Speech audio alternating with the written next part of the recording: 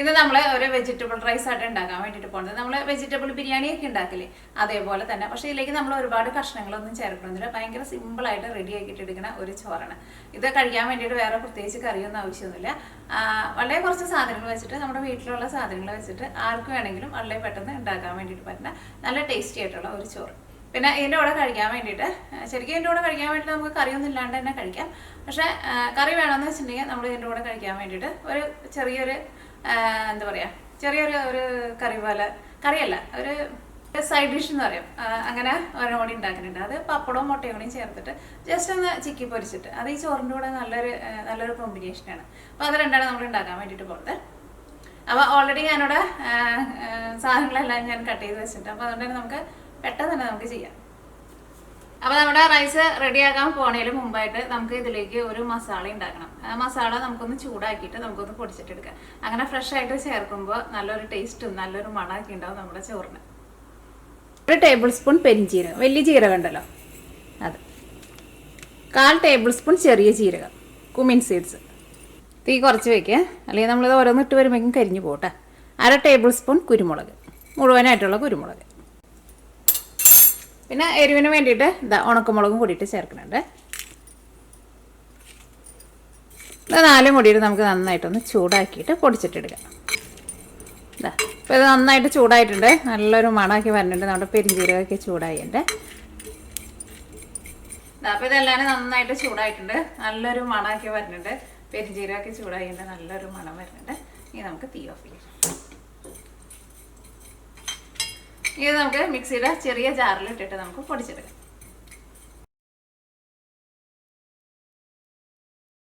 അപ്പോൾ നമ്മുടെ മസാല പൊടിച്ചെടുത്തിട്ടുണ്ട്, നല്ല മണമുണ്ട് കേട്ടോ.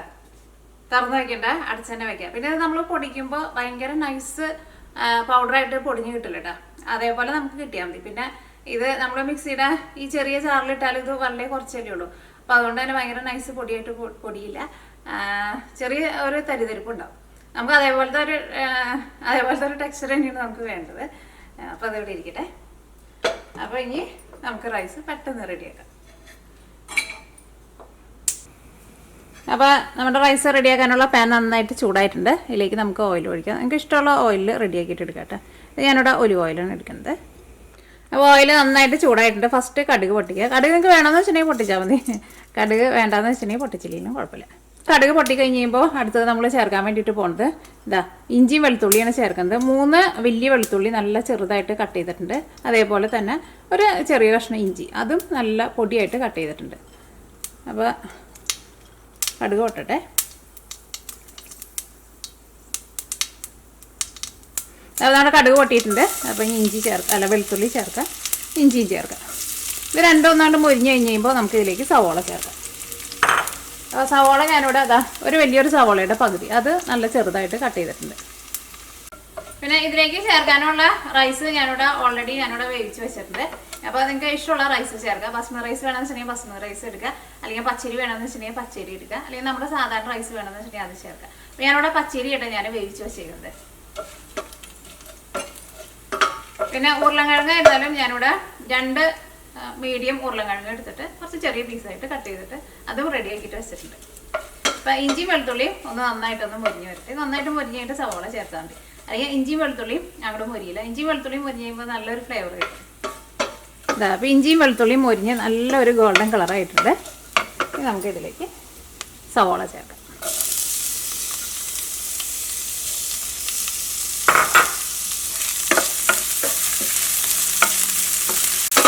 ഇനി സവോള മൊരിയേണ്ട ആവശ്യമില്ല, സവോള നന്നായിട്ടൊന്ന് വഴന്ന് വരട്ടെ. അപ്പോൾ സവോള നന്നായിട്ട് വഴന്ന് വന്നിട്ടുണ്ട്. ഇനി അടുത്തത് നമ്മൾ ഇതിലേക്ക് ചേർക്കുന്നത് തൈരാണ് ചേർക്കാൻ വേണ്ടിയിട്ട് പോകുന്നത്. അപ്പോൾ ഞാനിവിടെ 2 ടേബിൾ സ്പൂൺ തൈരാണ് ചേർക്കുന്നത്. തൈര് കൂട്ടിയിട്ട് ചേർക്കാം. അപ്പോൾ ഒരു ചെറുതായിട്ടൊരു പുളിരസവും പിന്നെ നമ്മുടെ റൈസൊക്കെ ആയിരുന്നാലും കുറച്ചും കൂടി നല്ലൊന്ന് സോഫ്റ്റായിട്ട് വരികയും ചെയ്യും. അപ്പോൾ 2 ടേബിൾ സ്പൂൺ തൈര് ചേർക്കാം. ഇനി ഇതിലേക്ക് ഉരുളക്കിഴങ്ങ്, 2 മീഡിയം ഉരുളക്കിഴങ്ങ്.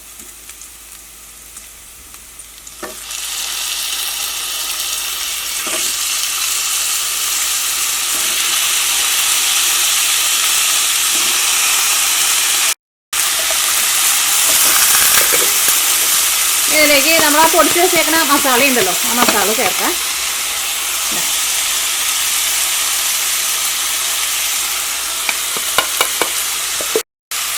ഇതിലേക്ക് ആവശ്യത്തിന് ഉപ്പ്, കുറച്ച് മല്ലിയിലയും ചേർക്കും. ഇതെല്ലാം കൂടിയിട്ട് നന്നായിട്ട് മിക്സ് ചെയ്യാം. ഇതിലേക്ക് നമുക്ക് കുറച്ച് വെള്ളമൊന്ന് ഒഴിച്ചു കൊടുക്കാം, ഒരുപാട് വെള്ളമല്ലാതെ. ഇതേപോലെ ഇങ്ങനെ കൈ കൊണ്ടൊന്ന് തെളിച്ച് കൊടുത്താൽ മതി കേട്ടോ. 2 3 4 ഇത്രയ്ക്ക് ആവശ്യം.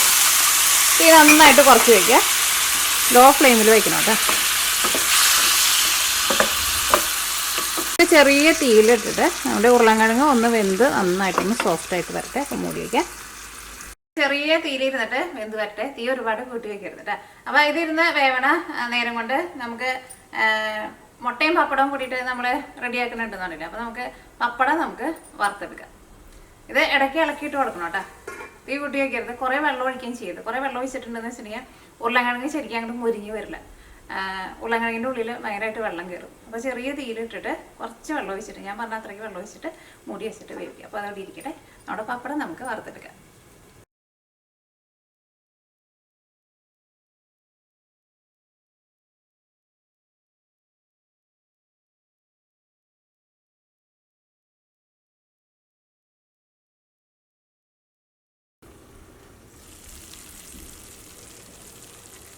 ഇളക്കിയിട്ട് കൊടുക്കുക. അപ്പോൾ നമ്മുടെ പപ്പടം വറുത്തത് റെഡി ആയിട്ടുണ്ട്. ഇനി ഇതോടെ ഇരിക്കട്ടെ. ഇനിയിപ്പോൾ നോക്കിയപ്പോഴാണ് മുട്ടയില്ല. മുട്ട ഞങ്ങളിവിടെ കാലത്ത് കഴിക്കാൻ വേണ്ടിയിട്ട് എടുത്തിട്ടുണ്ട്. എന്തായാലും നമ്മുടെ കോഴിക്കോട്ടിലും മുട്ടയുണ്ടാവും. ഞാൻ പോയി 2 മുട്ട എടുത്തിട്ട് ഓടി വരാം.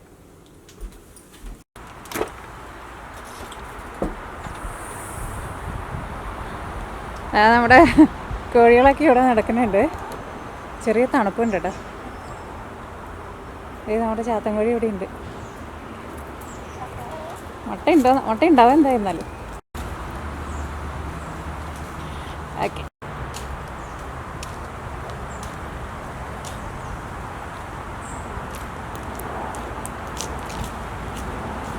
കട്ടേ. മുട്ടയുണ്ട്. ഇത് ഇന്നിട്ട മുട്ടയിട്ടാ, 5 മുട്ടയുണ്ട്. നമുക്ക് എന്തായിരുന്നാലും 3 മുട്ട ആവശ്യമുള്ളൂ.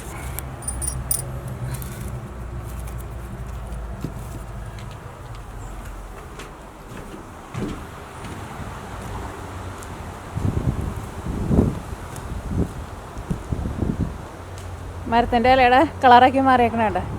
ഓക്കെ, നമുക്ക് വേഗം പോവാം, അല്ലെങ്കിൽ നമ്മുടെ ഉരുളൻകിഴങ്ങ് അവിടെ ഇരുന്ന് കരിഞ്ഞു പോകും.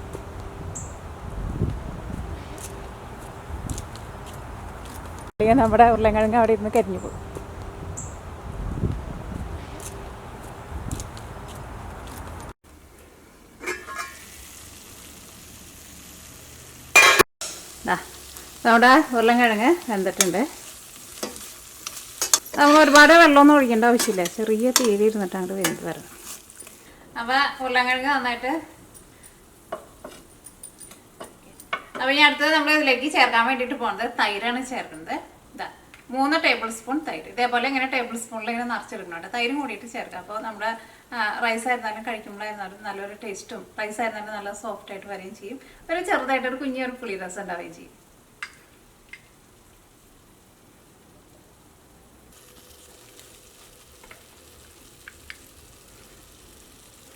ഒരു table spoon, 2 table spoon, 3 table spoon. ഇത് നല്ല കട്ട തൈരാട്ടോ.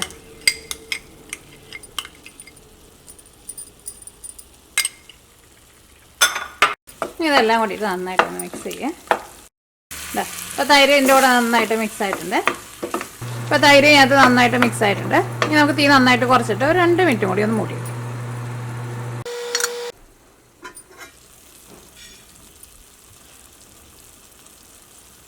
അപ്പോൾ തൈര് ചേർത്ത് കഴിഞ്ഞിട്ട് നമ്മൾ ഒരു 2 മിനിറ്റ് ചെറിയ തീയിൽ മൂടി വെച്ചിട്ടുണ്ടായിരുന്നു. ഇനി നമ്മളിതിലേക്ക് വേവിച്ച് വെച്ചേക്കണം ചോറ് ചേർക്കാൻ വേണ്ടിയിട്ട് പോകണം.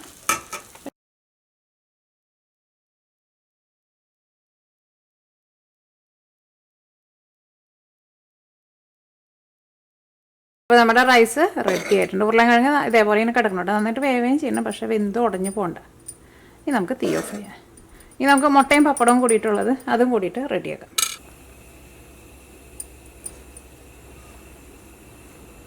അപ്പോൾ അത് റെഡിയാക്കാനുള്ള നമ്മുടെ പാൻ നന്നായിട്ട് ചൂടായിട്ടുണ്ട്. ഇതിലേക്ക് ആവശ്യത്തിന് ഓയിൽ ഒഴിക്കുക. അപ്പോൾ ഞാൻ 3 മുട്ടയാണ് ചേർക്കുന്നത്. 3 മുട്ട എടുത്തിട്ടുണ്ട്. 6 പപ്പടം എടുത്തിട്ടുണ്ട്, വലിയ പപ്പടം കേട്ടോ. നന്നായിട്ട് ചൂടായിട്ടുണ്ട്. കുറച്ച് ക്രഷ് ചെയ്തേക്കണം ഉണക്കമുളക് ചേർക്കുക. തീ നന്നായിട്ട് കുറച്ച് വയ്ക്കുക. ഉണക്കമുളക് ഒന്ന് ചെറുതായിട്ടൊന്ന് കരിഞ്ഞ പോലെ വന്നോട്ടെ, കുഴപ്പമില്ല, അതൊരു ടേസ്റ്റാണ്. തീ ഒരുപാട് കൂട്ടി വയ്ക്കണ്ടേ. നന്നായിട്ട് മുരിയണം. ഞാൻ കരിയിക്കാൻ പറഞ്ഞിട്ട് ഒരുപാട് കരിയിച്ച് കളയരുത് കേട്ടോ, കാരണം നല്ലൊരു ബ്രൗൺ കളർ വരട്ടെ. ഇതിലേക്ക് നമുക്ക് 3 മുട്ട ചേർക്കാം.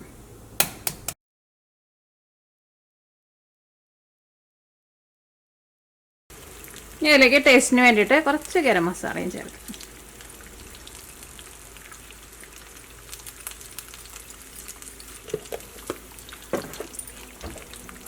ഇതെല്ലാം കൂടിയിട്ട് നമുക്കൊന്ന് മിക്സ് ചെയ്യാം. മുട്ട ഒന്ന് ഡ്രൈ ആയിട്ട് വരണം കേട്ടോ.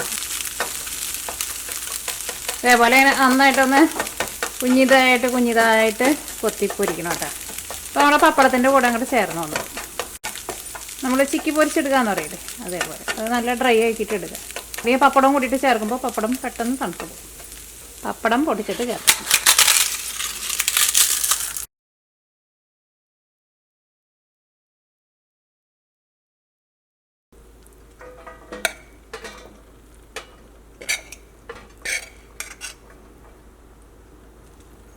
ഇത് ഞാനിവിടെ സാധാ പച്ചരിയായിട്ട് എടുത്തത്.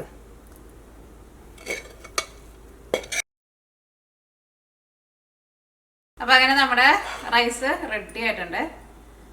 ഒന്ന് കഴിച്ചു നോട്ടിട്ടോ, കഴിച്ച് നോക്കിയിട്ട് ടേസ്റ്റ് പറയും. ഒരു ഉരുളക്കിഴങ്ങിൻ്റെ ഒരു ചെറിയ പീസ് കൂടിയിട്ട് എടുത്തിട്ടുണ്ട്, കഴിച്ചോട്ടെ.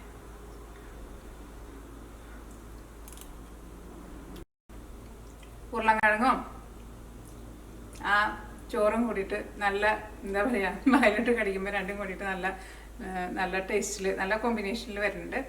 ഇതൊന്നും പറയണ്ട, ശരിക്കും നല്ല ടേസ്റ്റ് ഉണ്ട്. കാരണം ഉരുളക്കിഴങ്ങ് പിന്നെ ഇതേപോലെ ഇങ്ങനെ എടുക്കുമ്പോൾ എന്തായിരുന്നാലും നല്ല ടേസ്റ്റ് ഉണ്ടാവില്ല. പിന്നെ അതിൻ്റെ കൂടെ നമ്മുടെ ആ ചോറും കൂടിയിട്ട് അങ്ങോട്ട് ഇട്ടിട്ട് മിക്സ് ചെയ്യുമ്പോൾ പിന്നെ ആ തൈരിൻ്റെ ചെറുതായിട്ട് ഒരു പുളിരസമൊക്കെ ഉണ്ട്. മുളക് ചേർക്കുമ്പോൾ, ഉണക്കമുളക് ചേർക്കുമ്പോൾ ഒരുപാട് ചേർക്കരുത് കേട്ടോ. കാരണം ഉണക്കമുളക് നമ്മൾ ഇതേപോലെ ഇങ്ങനെ ചില ഉണക്കമുളകിന് ഭയങ്കര എരിവായിരിക്കും. അപ്പോൾ അതനുസരിച്ചിട്ട് ഉണക്കമുളക് ചേർക്കുക. പിന്നെ നമ്മൾ അതിലേക്ക് കുരുമുളക് ചേർക്കണുണ്ടല്ലോ.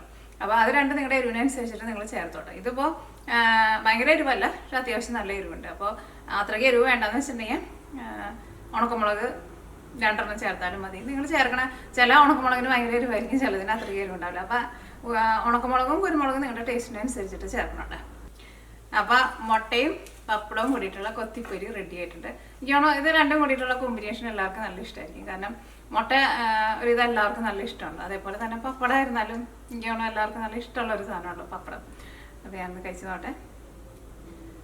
ഇത് മാത്രം മതി നമുക്ക് ചോറിനാൻ വേണ്ടിയിട്ട്, നമ്മുടെ സാധാരണ ചോറിനാൻ വേണ്ടിയിട്ടാണെങ്കിൽ. കഴിച്ചോട്ടെ.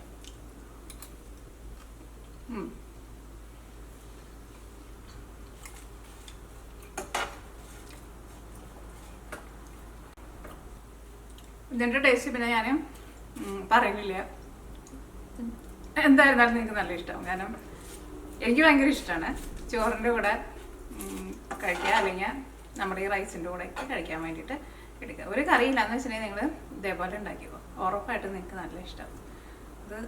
അപ്പോൾ നിങ്ങൾ ട്രൈ ചെയ്ത് നോക്കാം. ട്രൈ ചെയ്ത് നോക്കിയിട്ട് ഫീഡ്ബാക്ക് പറയാൻ വേണ്ടിയിട്ട് മറക്കരുത് കേട്ടോ. അപ്പോൾ നമുക്ക് നാളെ വേറൊരു പുതിയ റെസിപ്പി ആയിട്ട് വരാം.